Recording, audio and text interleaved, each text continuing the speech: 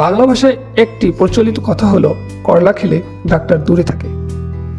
Hello বন্ধুরা, আশা করি আপনারা সবাই ভালো আছেন, সুস্থ আছেন। করলা একটি পুষ্টিকর সবজি যা ভিটামিন সি, ভিটামিন এ এবং অ্যান্টিঅক্সিডেন্ট সমৃদ্ধ।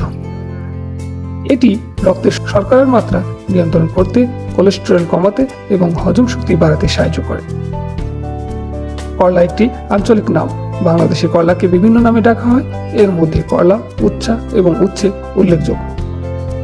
তবে করলা নামটি সবচেয়ে বেশি প্রচলিত। এটি বাংলায় একাডেমির অভিধানের অন্তর্ভুক্ত রয়েছে। কলাকে ইংরেজিতে বালসাম পেয়ার বা alligator pear, bitter gourd, bitter lemon, bitter সুসুবার নামে ডাকা হয়।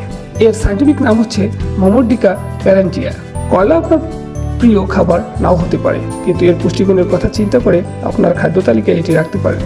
ডায়াবেটিস সহ আরও বেশ কিছু রোগের জম এই করলা।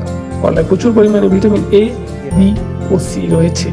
একই সঙ্গে এতে beta carotene, iron, zinc, potassium, magnesium ও ম্যাঙ্গানিজ রয়েছে। তেতো হলেও অনেকের কাছে এই সবজিটি অনেক প্রিয়। ভাজি, ভর্তা, করলার কদর রয়েছে অনেক। চলুন এবার জেনে নিই করলার পুষ্টিগুণ।